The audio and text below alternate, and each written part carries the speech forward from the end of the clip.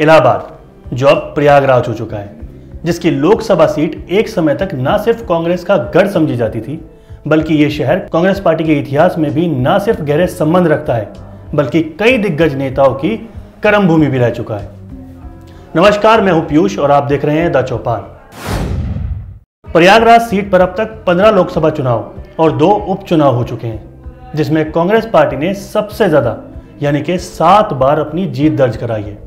लेकिन आज कांग्रेस पार्टी के ये हाल है कि कांग्रेस पार्टी को प्रयागराज से उतारने के लिए कोई ऐसा नेता भी नहीं मिल रहा जिसे लोकसभा चुनाव पार्टी का उम्मीदवार बनाया जा सके, जबकि भारतीय जनता पार्टी ने प्रयागराज से रीता बहुगुणा जोशी को अपना उम्मीदवार बना लिया है। आपको बता दूं, रीता बहुगुणा जोशी हेमंत नंदन बहुगुणा की बेटी हैं, जो केंद्रीय मंत्री और उत्तर प्रदेश के मुख्यमंत्री भी रह चुके थे। यहाँ ये जानना जरूरी है कि रीता बहुगुणा जोशी 2 साल पहले विधानसभा चुनाव के ठीक पहले कांग्रेस पार्टी का प्रचार करते करते अचानक से एक दिन बीजेपी में शामिल हो गई थी, और तभी बीजेपी ने इसका फायदा उठाया और उन्हें लखनऊ की उसी सीट से विधानसभा का टिकट दिया जिस पर वो कांग्रेस पार्टी के लिए पहले जीत हासिल कर चुकी हैं। फिलहाल वो उत्तर प्रदेश की कैबिनेट मंत्री हैं और अब रीता बहुगुणा जोशी प्रयागराज से बीजेपी की उम्मीदवार हैं। यहाँ कांग्रेस पार्टी के लिए सोचने वाली बात यह है कि रीता बहुगुणा जोशी एक कद्दावर नेता थी कांग्रेस पार्टी में, और इसी वजह से कांग्रेस पार्टी की जिला इकाई में वो लोग शामिल थे जो रीता बहुगुणा जोशी से जुड़े थे, या यूं कहिए जो रीता बहुगुणा जोशी की वजह से पार्टी में जुड़े हुए थे। और अब कौन पार्टी में रहेगा और कौन रीता जोशी के साथ बह जाएगा, ये चिंता का विषय बना हुआ है कांग्रेस पार्टी के लिए। और दूसरा सबसे बड़ा चिंता का विषय यह है कि पार्टी का अभी तक इस सीट पर कोई उम्मीदवार नहीं है, या कोई उम्मीदवार अब तक तय नहीं हो पाया है। हालांकि जिला कार्यकर्ताओं ने कई नाम भेजे जरूर हैं, लेकिन अभी तक कोई फैसला इस नाम के लिए नहीं लिया जा सका है। कांग्रेस के प्रवक्ता दिजेंद्र त्रिपाठी का कहना है कि नाम घोषित हो जाएगा, इसमें कोई बड़ी बात नहीं है। और यहां तक कि अभी तक तो कई सीटों पर उम्मीदवारों की घोषणा नहीं हुई है। अभी तक तो सपा और बसपा गठबंधन में भी किसी उम्मीदवार का नाम घोषित नहीं किया गया है। दिजेंद्र त्रिपाठी भले ही इस बात को सामान्य मान रहे हों, लेकिन इलाहाबाद के शहरी कांग्रेस कार्यकर्ताओं की इस बात को लेकर बहुत परेशानी और खासी मायूसी है। स्थानीय कार्यकर्ता इस वजह से भी काफी हताश हैं क्योंकि रीता बहुगुणा जोशी बीजेपी उम्मीदवार के तौर पर लगातार बहुत जोर शोर से अपना प्रचार में लगी पड़ी है।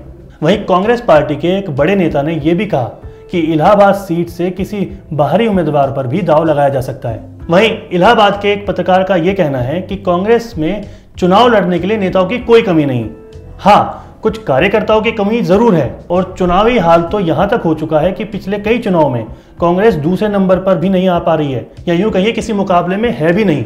लेकिन ऐसे में कांग्रेस पार्टी प्रयागराज से अपने पुराने जुड़ाव और आनंद भवन के चलते सक्रिय जरूर दिखाई देती है, लेकिन जमीन पर उनके लोग ना के बराबर ही हैं। और रही सही कसर रीता बहुगुणा जोशी जैसे नेताओं ने पूरी कर दी है, जो पार्टी छोड़कर बीजेपी में शामिल हो गई हैं। ऐसी कुछ चर्चाएं भी पिछले दिनों काफी गर्म थी कि प्रियंका गांधी को पार्टी इस सीट से चुनाव लड़ा सकती है, लेकिन हाल फिलहाल में ऐसी कोई संभावना नजर तो नहीं आ रही।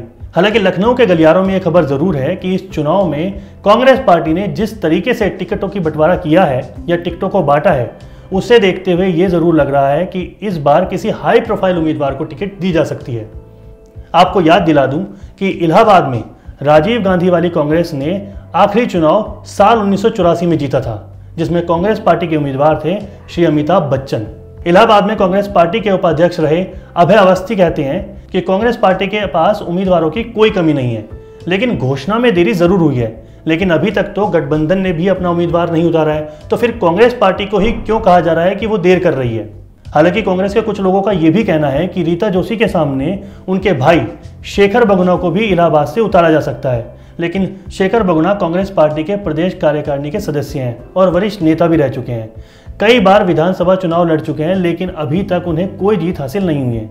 लेकिन इस बात को लेकर इलाहाबाद के कार्यकर्ताओं में कोई उत्साह नहीं है, क्योंकि उनकी नज़र में शेखर बहुगुणा रीता जोशी के बड़े भाई जरूर हैं, लेकिन उनका राजनीतिक कद उतना बड़ा नहीं है कि जो रीता जोशी को चुनौती दे सके।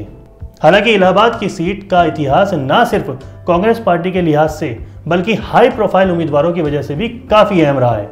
इस सीट से 2 प्रधानमंत्री लाल बहादुर शास्त्री और वीपी सिंह भी चुनाव लड़ चुके हैं, जबकि 2 मुख्यमंत्री वीपी सिंह और हेमवती नंदन बहुगुणा भी यहां का नेतृत्व कर चुके हैं। इस सीट पर कांग्रेस पार्टी साल 1952 से लेकर 1971 तक लगातार जीतती रही, लेकिन 1977 में भारतीय लोकदल के उम्मीदवार जिनेश्वर मिश्र ने कांग्रेस उम्मीदवार वीपी सिंह को हराकर इस सिलसिले को तोड़ दिया था। अगर आप हमें फेसबुक पर देख रहे हैं तो लाइक करें, सी फर्स्ट करें, यूट्यूब पर देख रहे हैं तो सब्सक्राइब करें, बेल आइकन दबाएं और हमसे जुड़ी सारी नोटिफिकेशन तुरंत पाएं।